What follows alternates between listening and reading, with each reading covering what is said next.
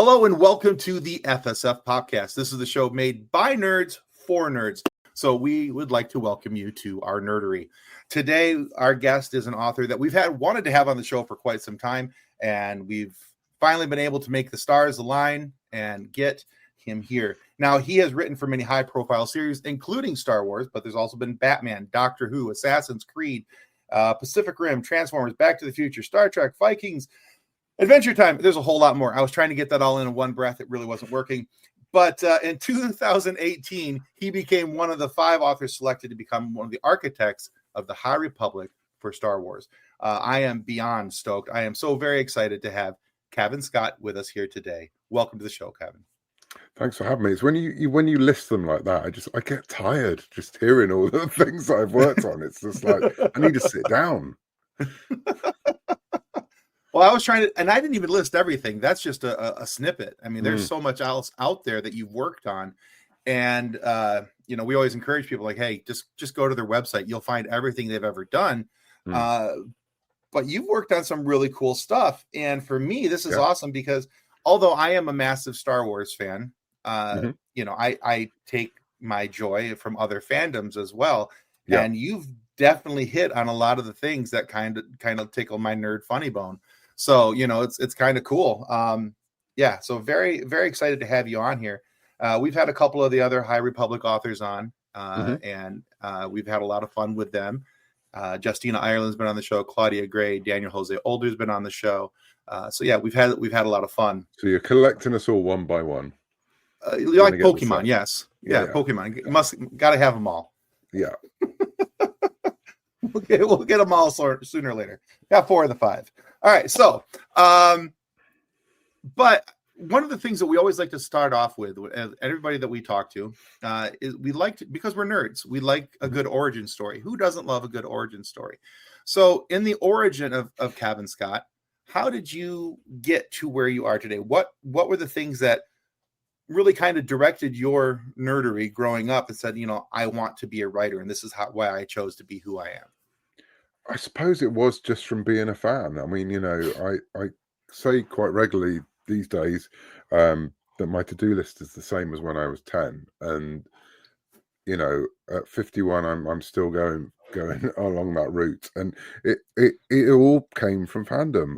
It came from being a fan. It came from wanting to write my own, what now we know as fan fiction, for little fanzines that put together in people's bedrooms and stapled together and sent out, sort of the precursors to podcasts and YouTube videos and the like. And so, I just kept wanting to do this and writing for different things.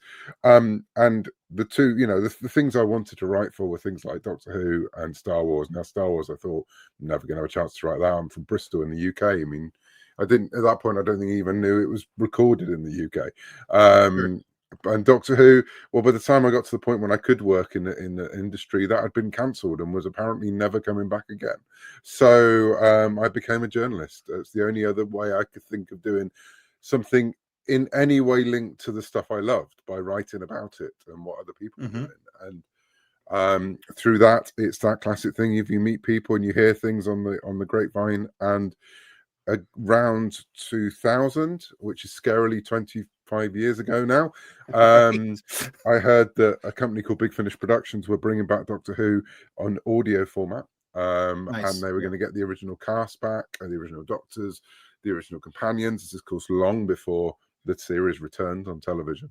And I, with a friend of mine, we put in a submission to the slush pile. And by hook or by crook got it made, and that was the beginning of it, really. And so at first it was my side hustle, what again we call side hustle now. Then it was just called what you did. It was a hobby. And I carried on being a magazine journalist and editor and started doing more and more of these things. And to be fair, I think it was again Doctor Who came back in 2005. They suddenly needed people who knew that franchise and knew how it worked. And so I could gradually do more and more work on Who, less and less work on my day job. I obviously worked hard on my day job, but I could, suddenly that wasn't just my career. It was, I had this other thing that was coming on the side, to the point that I could jump ship and leave which was 2010, and go freelance, primarily for working on things like Doctor Who. And the route then led me through to Star Wars. It's because of my work on things like Doctor Who, Skylanders, the computer game, Angry Birds, working up a lot of the lore behind it, and various other franchise work. Gave me the chance to audition for a Star Wars piece, and it was literally that. I was given a brief, had to write a couple of chapters of a book, and we went from there, really. Excellent. Okay, so kind of marrying up to that, this whole origin story question.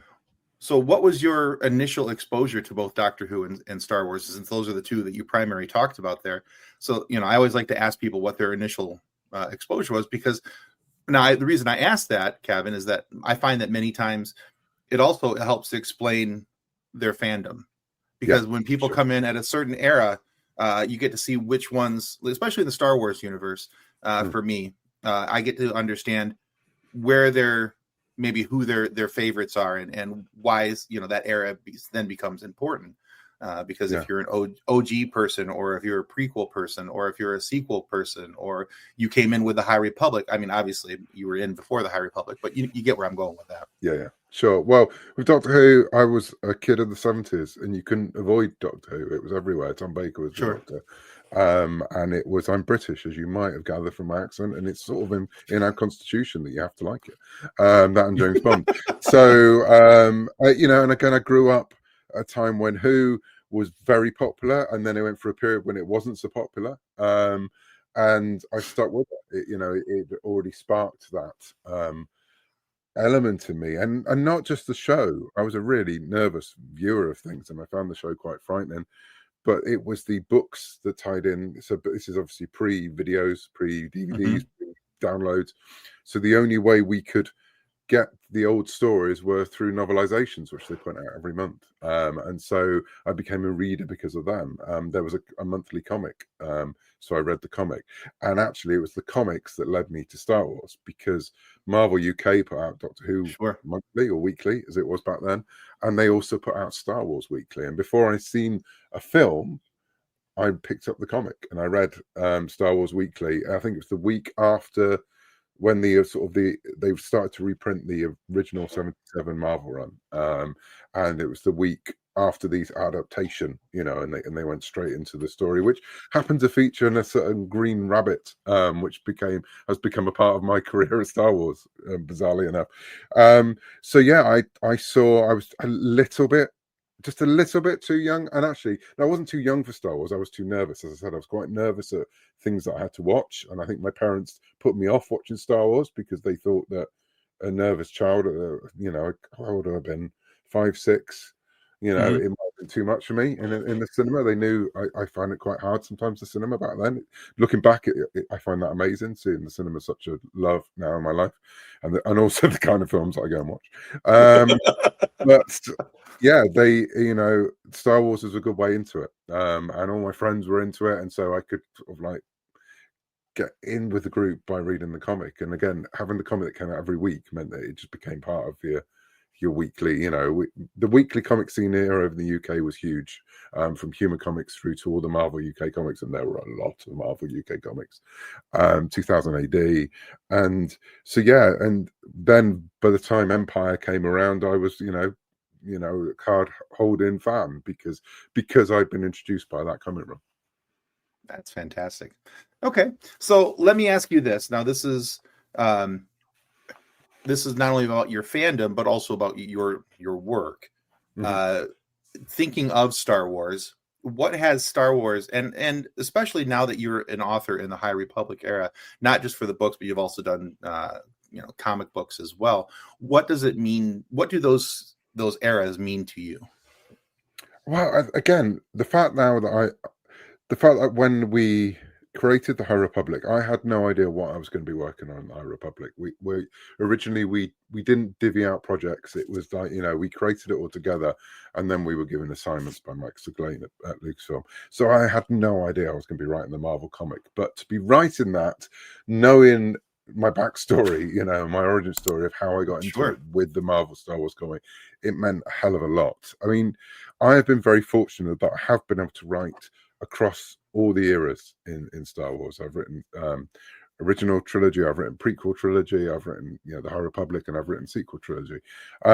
They're all different for very different reasons. The original trilogy, because it's my trilogy, you know, it's how I became a fan, you know. And again, similar to Doctor Who, you know, I was a fan in the late 80s, early 90s, where there was never a hope of any other, you know, there was never going to be another Star Wars film. And so we had books and we had comics, and the Dark Horse comics meant a hell of a lot to me, because that was my preferred choice of reading Star Wars. I mean, I read the novels obviously, but the comics, again, comics have been such a huge part of my life that's what I was immediately drawn to.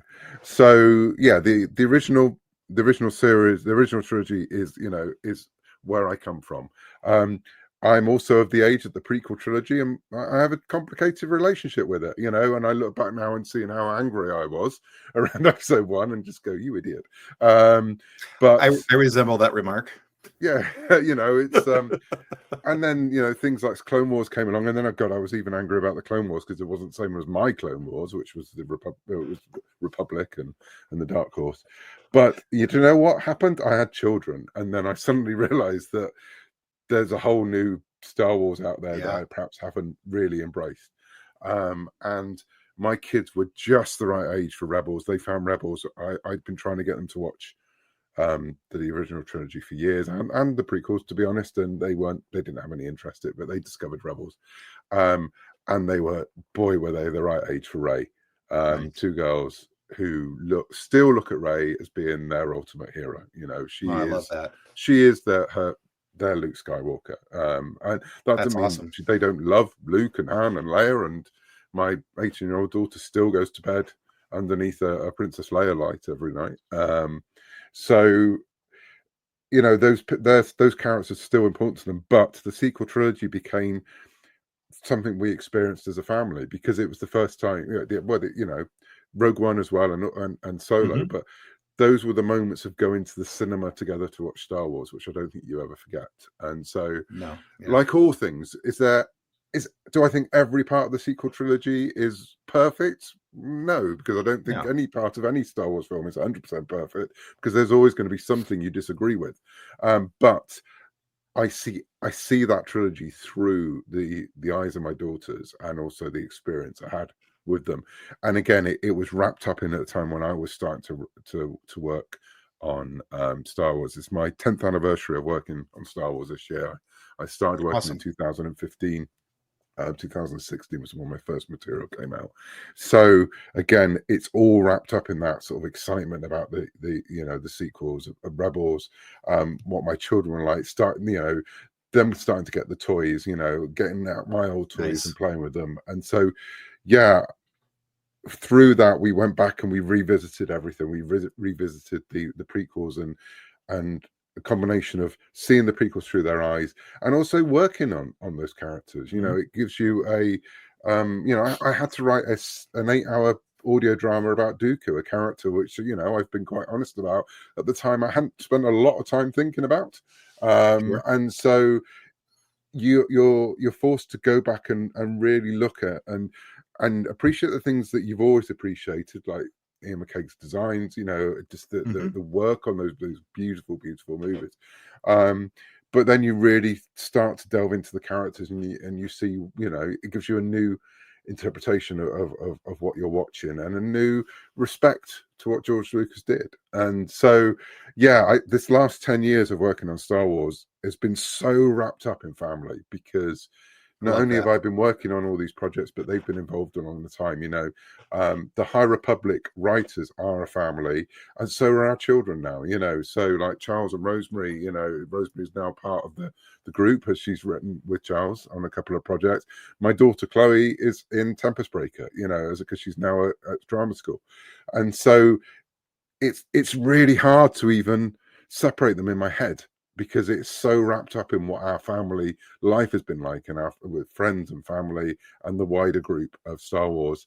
And the kids have been a part of that all the way through, from, you know, me sending messages from the Star Wars show set when all they wanted to do was talk to Andy and Anthony. In fact, there was a bit celebration in London. They walked past Lando and I was freaking out, and they were, you know, freaking out to a certain level. Then they saw Anthony Carboni, and for them, I think that was the biggest moment of their life. My youngest was wearing a Star Wars show t-shirt because, again, for them, every week they watched the Star Wars show on YouTube, and it was their window into Star Wars and their way in. So yeah, cool. I've got so many emotions about Star Wars in the last 10 years because it's been a lot of hard work, it's been a lot of fun, but it's also been wrapped up in the family and my children growing up. I love that. You know, I think and I have a lot of similar experiences with Star Wars because you and I are similar in age. You said you were 51. I just turned 48.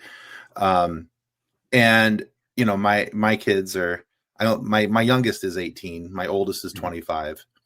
And it's been very interesting for me to watch my love for Star Wars kind of drift down to my kids and see Star Wars through their perspective.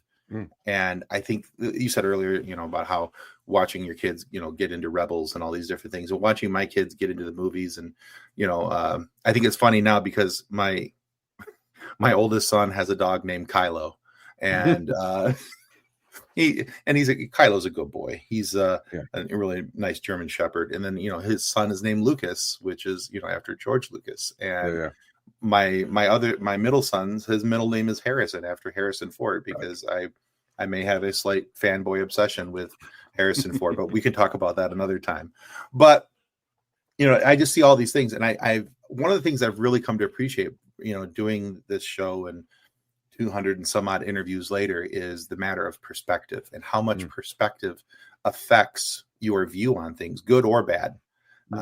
You know, and I really love hearing stories like yours where there's the family perspective and things like that, and how that so alters how we look at things and how we change things. Because, you know, my daughter is just turned 18, and, you know, for her, you know, she's not as big of a Star Wars fan. Lord knows I've tried, but she is a huge fan of Marvel comics, and she loves Ms. Marvel and, you know, Captain Marvel and all these things. And to watch her find, you know, you mentioned, you know, them having their Han Solo and their Luke Skywalkers, to, you know, to watch her grow in her fandom and have appreciation for those things. That's fantastic, because I want her to have those same, you know, when I was a kid, I had my heroes, and I want her to have her heroes and people to look up to. And do you know what the greatest thing is about that? My heroes are also their heroes. You know, there is no, yes, they love Rey and they love Finn and they love Poe. Good grief, do they love BB-8? My youngest is obsessed with Chewbacca, and I think wants him to be her dad. And I've pointed out that he does stay away from home an awful long time, and perhaps his son doesn't get to see him that often. And, you know, so there is she has a little shrine to Chewbacca in her room.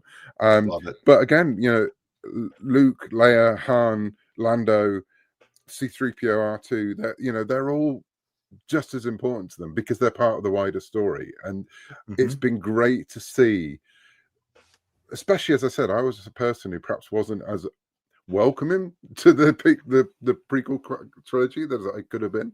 Good. And it was a very different era as well. You know, we didn't have the social media aspect to it as well, but there was enough of, you know, enough of discussion and discourse about the prequels. Sure. But absolutely. To see in their eyes that it's all the same. And I just think they're winning because, you know, they get all of Star Wars. Right. And to them, it's one big story. And yeah, you know, my daughter is, you know, both my daughters are at college. My eldest daughter's at drama school. They know how movies work, and you know, they will, again, dig into a movie and they will point out the things that they don't necessarily agree with. But when it comes to like Star Wars, there's no, you know, they just think it is one big saga. Every part is as important as the other, and they love seeing how it builds on top of, you know, of what's gone before. And it just gives me such a hope for the future of our fandom, you know, that just like every generation, the generation of people who absolutely love the prequels, and then are now the people who are championing them and also making the things at Lucasfilm. Right. that are Yeah, pushing the prequels to the top of the pile. That's going to come as well for the sequels, and it is absolutely. coming. It's not even going to come. The celebration when Daisy came onto the stage in London and talked about the new movies, my phone was buzzing, not from people, not from social media or fans, but from my two girls who were going, "Is it true?" Because for them that was the moment they've been waiting for. Was That's some awesome. more eventuals of those people, because I mean, my youngest daughter, who was in a Chewbacca onesie watching the Rise of Skywalker, and there was a certain moment in that film I thought we were going to have to leave the cinema, because I was very glad that it was put right a couple of minutes later. Otherwise, I thought, I'm not seeing the end of this film. They've just, as soon as those Yeah, credits run, they just want to know, when are we going to see these characters again? And the fact that now we're getting to 10 years after The Force Awakens, we're starting to see material coming through again with Poe and these characters, and there is more to come. They're loving it because they get it all. that's great. I love that. All right, let's switch gears up just a little bit. And we've talked about your love for Star Wars. We've talked about your family, all these different things. But let's talk about your work for a second individually. Now, one of the things I like to talk to other authors and writers about is their process and how they go about writing. And I've had different responses to this. So I'm curious to see what your take is. When you're sitting down and you're crafting your story, no matter whether it's in Star Wars or Doctor Who or Batman, whatever it may be, are you more concerned with the characters first or world building first, or do you see it all as the same piece of the pie? Characters, always 100% characters first, before anything else, before world building, before theme, before message, beyond. It's all about the characters and how they can work in whatever story it is. I mean, usually I do work in worlds where both my own and also other people's, where you have to start in a scenario, you have to start in a place, but I just find that paralyzing unless I've got a character. So immediately after this interview, I've got a meeting about a independent horror film that I'm working on, and the director came to me with an idea. Until we started talking about characters, I didn't have a clue what to do with it, because I need the characters. I need to know, and they don't have to be perfectly formed, but I need to know, the traditional things of wants and needs, and what kind of person they are, and how that's gonna, are they the right person, or actually, let's face it, are they the worst possible person to be in that situation? And until I've got a handle on those characters, I can't really get a grasp on the story at all. I mean, again, it was the same for the High Republic. Before I came up with the idea of Kiev, I'd come up with general idea. I mean, the character of Kiev in the High Republic is very different to the original pitch I made for Kiev in a lot of ways, but the basic core of the character was there. And as soon as I got her, then everything else started to fall into place. So it's always characters first. I get so fed up when people say, oh, it's all agenda over stories, and and it's all messages over stories. I was like, no, it's character, because character is story. You don't have story without characters. Story is the transformation of a character, and so for me, it has to be character. Fantastic. Okay. So let's take that to a little bit of another direction now. You've also written for the Jedi Temple Challenge.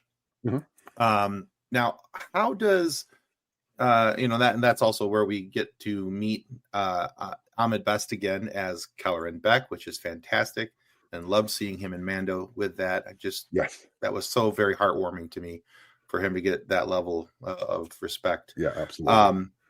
But what kind of writing is involved for a game show like that? When you're forming the Jedi Temple Challenge, what are you looking to put into that show? So I was lucky. So my part of Jedi Temple was the observation round. So there was obviously the producers were doing in the other rounds. There was some more physical stuff the kids were doing, but I was responsible for the stories that the observation round were going to be highlighting. So with that, it was a case of working out the different type of stories that we need over the episodes. But there was the fun element of it. It was a challenge because you had to have things that then you would be able to have a physical representation for, or a question related to. So it really made you think of all the different things you can do within Star Wars. So in some ways it was quite simple in the fact that I was responsible of writing so many stories and coming up with so many ideas. But at the same time, it was slightly different, twist to what I usually do, because we were going, well, how can this be? How can this become a physical thing the kids hold in their hand? How can we make that a question they've got to think out? And so it was a lot of fun working with that. And again, very similar to what stuff I do elsewhere in Star Wars and beyond. It was dealing with working with artists, working with because again it was a told story. It was a droid telling a story, and then there was an artist representing it. So working with the artists, working with about Easter eggs and all the kind of things that we do. So that I love doing in Star Wars. So it in a lot of ways it was just business as usual. But in other ways, it was this extra element that was really challenging in the best possible way. That's cool. Yeah, because in my mind, it's there's because this is a written text. This is something that you sit down and read, and this is something I sit down and watch. In my mind, it was always just something so completely different and removed from the other that it's kind of neat to see that there's overlaps and how those two things come together. Absolutely. I've had other conversations with other authors who have worked on video games, and they're like, it's basically like writing a moving comic book. You're writing the story, you're doing these things, you have these characters, and instead of having a stationary picture, you're working with something that's moving along the screen. He's like, no different than animation.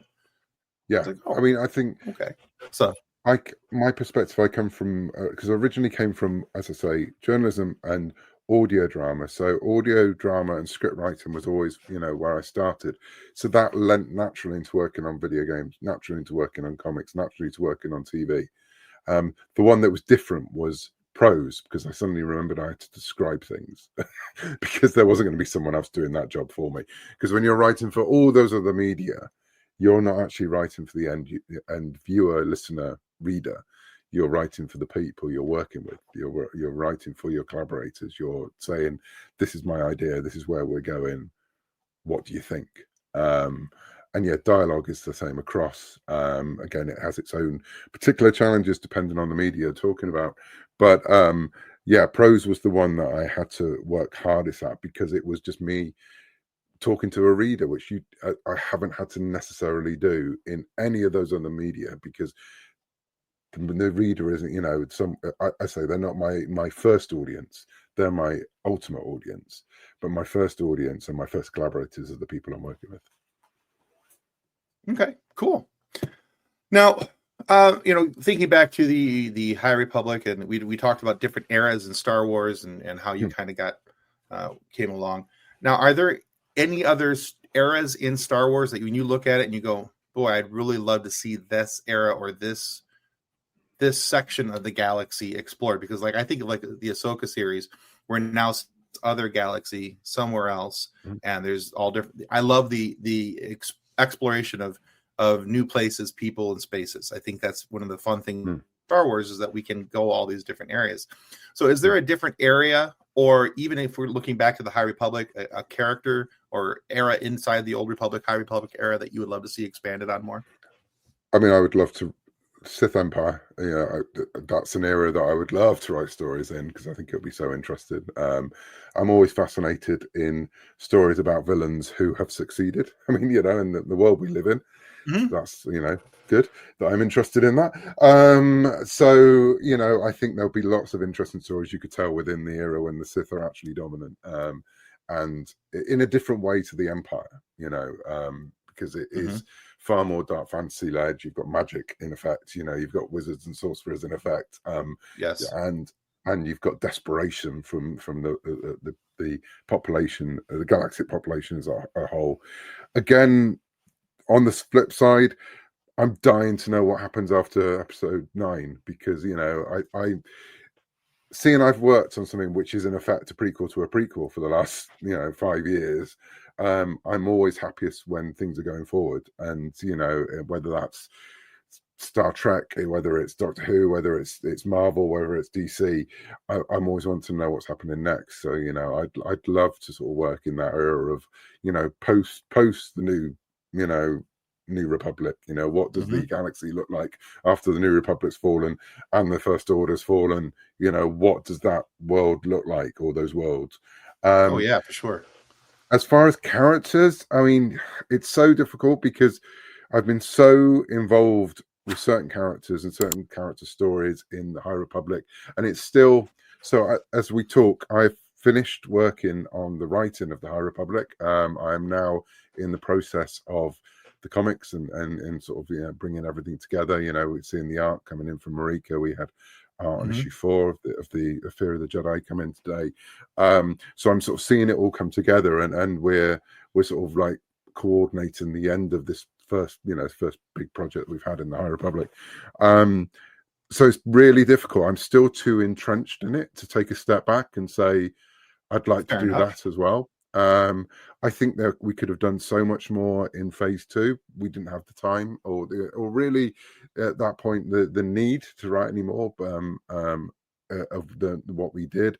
But there's so many stories that can be told about the frontier at that time and what it was like to be Jedi, non-Jedi, you know, Force users, non-Force users, Right. scoundrels. You know, there's just so much out there. But yeah, I think probably I'd need to see the High Republic through to the end, and let's face it, that end is very soon now. Before I sort of step back and go, well, what other stories do I want to see in Fair. that era? Because I'm so intent now on just getting my part in that particular part of the saga over and done with. Absolutely fair. Yeah, I for me, you mentioned the Sith, and I would love to see a Sith-centric story, because there's so much that could be, and this isn't like, oh, we have to have Darth Revan, you know, whatever. If it happens, it happens. If it doesn't, it doesn't. But I would love to see a Sith-centric story and see how we got to the point of having the Rule of Two and how we get to, you know, all these other things. And you know, when there was the mention of the series The Acolyte, I was like, oh my god, am I getting a Sith story? I'm getting a Sith story. Oh my god, I was so hyped for that. That not necessarily all that it was, but you know, I still very much enjoyed that show. But yeah, it's kind of interesting to me to see where these different stories can go, because I'm also the guy in Star Wars that goes, okay, what non-Skywalker related story can we tell? Because there's so much out there that could be explored, that's not necessarily tied to a Skywalker. Yeah, You know, absolutely. And also, I think if you look at the stuff I've written, especially in the High Republic, there's not it's not a accident that majority of the characters I've written are characters who perhaps walk outside the lines that they're supposed to be working within. You know, Keeve is a Jedi who questions the Jedi constantly, and not so much questions the Jedi, but questions whether she's worthy enough to be a Jedi. Skier has had a very interesting and difficult relationship with the Jedi over the last few years of his service. You've got people like Lorna D, former Nile, former bounty hunter, former princess, former everything, trying to find her place in the universe. I like those characters. I like the characters who don't just follow the road that's been laid out in front of them. And I think there is so much opportunity in Star Wars to follow those characters. You say it's no accident that the Jedi I've written and probably concentrated on more are the Jedi who struggle with the path that they've, you know, it's literally been laid out for them since they were children. I think that's probably got a lot to do with how I view organized religions and that kind of society. sure. And so, yeah, those characters who operate just on the edge of, you know, perhaps what they should and question, those are the characters I like to get stuck into. And again, Love it. on the Yeah. villain side as well. Not, you know, I characters who just follow without question, I find very boring. Characters who question Same. continually and perhaps push against, I find very interesting. So yeah, I suppose it would be Same. any part of the galaxy that has that opportunity for someone to question. Those will be the stories I'd like to tell or see as well. Fantastic. Okay. So our conversation today has been very Star Wars centered, and part of that is because when Lucasfilm says you can ask these certain number of questions, you go and you ask those certain number of questions. Yes. But as we noted in your introduction, and we've talked about all throughout this conversation, it's not the only thing that you work on and spend your time in. So what can people look forward to in 2025 from Cavan Scott? Well, I've got a new series that I'm working on with Nick Brokenshire, which is coming out from Distillery Books. Now, people will know Nick from his work on the High Republic and work for Dark Horse in comics and IDW for Star Wars as well. He's a fellow Brit. We've done a lot of work in Star Wars and outside. We've got a new series which is I can't really talk about much, but it's quite folk horror-y and sort of like American Gothic. Which I'm having a lot of fun. We're working on that at the minute. There is obviously Star Wars, Fear of the Jedi coming out next month, and the lead up to that this month in January in various different books. And other than that, I literally cannot tell you. There is, there is a comic I've got coming from Marvel, but I can't tell you what that is. And that's part of the problem with this job sometimes is that you can't always say. And there's some more Star Wars projects. That's okay, though. I can't talk about it. There are projects. I think 2025 will see me on the work side, doing more of my own work, more of my own original work, and in different media as well. I'm not saying there's going to be no more Star Wars from me, but there might be slightly less and slightly more of some other stuff as well. But there's still definitely some Star Wars to come. But yeah, I think it's going to be a year of new horizons, and also, as I said, the end of a project that has been my last 5 years. It's been the day job, and so that in itself is both scary and exciting. It's I still, in some ways, it feels like we've been doing it forever. In other ways, it feels like we've just started, and to know that we're wrapping up in a few months is crazy, and challenging in all the best ways.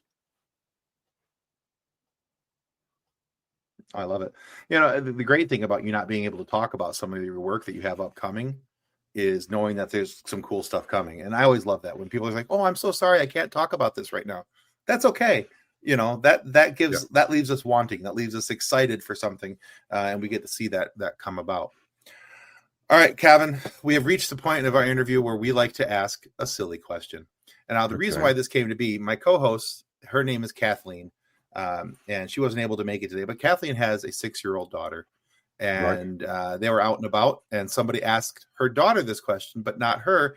And Kathleen was like, "Well, when did we reach an age where people stop asking us this?" So the question is, Cavan Scott, what's your favorite dinosaur? Oh, that's really hard because everyone loves a T-Rex. Can I say Grimlock? Probably Grimlock. Sure. T-Rex, I think, was always going to be out there. Triceratops, though. Triceratops have big pointy sword-like things on their head. It's amazing. What's the one with the armored back and a massive club as a tail? I think that was my favorite one.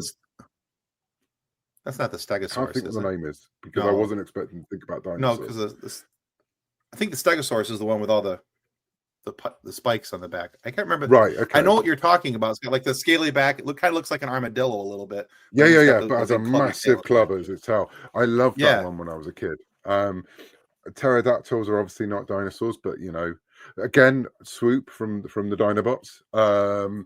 Basically, the Dinobots. The Dinobots are my favorite dinosaurs because they're Dinobots. Therefore, they're cooler. And Grimlock is king. I'm not going to argue with any of that. I think the most unique answer that we've ever got. Somebody said Barney, and I was like, okay. I'm very much of a to each their own when it comes to fandoms and appreciations and things along those lines. So if that's where you sit on that, then good on you. By the way, I looked it up because that's what I do. It's the Ankylosaurus.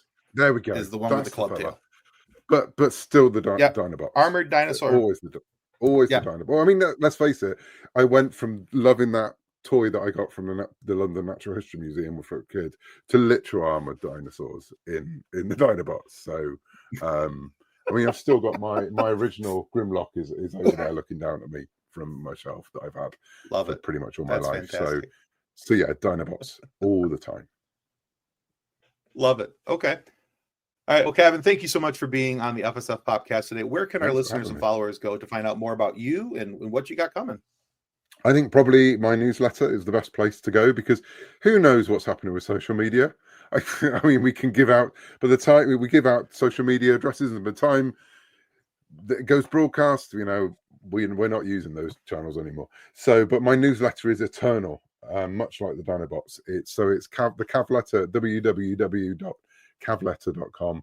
And that's the best place to keep up to with all my Witcherings, you know, the stuff I've got coming out, little behind the scenes information about some of the projects that I can't talk about right now, stuff I'm reading, stuff I'm doing, stuff I think you know other people should be looking at. So yeah, the newsletter, it's definitely the place to find me. All right, perfect. We'll make sure to put that down in the show notes down below so everybody can check that out and give you a follow there. And as a reminder, guys, subscribe. You can do to help our show continue to grow. Get amazing guests like Cavan Scott here today and have moments for you to be able to listen to, laugh about, and share with your friends. So please subscribe to our YouTube channel. It's honestly the best thing you can do to help out. And be sure to check out Cavan Scott again on all his channels. But primarily, like he said, we don't know what's going on with social media these days. What's here today may not be here tomorrow. So go check him out on his newsletter. Like I said, that is in the show notes down below. So guys, thanks for being here. Thank you for listening. And until next time, may the force be with you as you continue to live long and prosper. Goodbye. Goodbye. Copyright 2025 FSF Podcast. Reference any specific product or entity mentioned on this podcast does not constitute an endorsement or recommendation by FSF Podcast. The views expressed by guests are their own, and their appearance on the program does not imply an endorsement of them or any entity they represent. If you have any questions about this disclaimer, please contact us via email at info@fsfpodcast.com.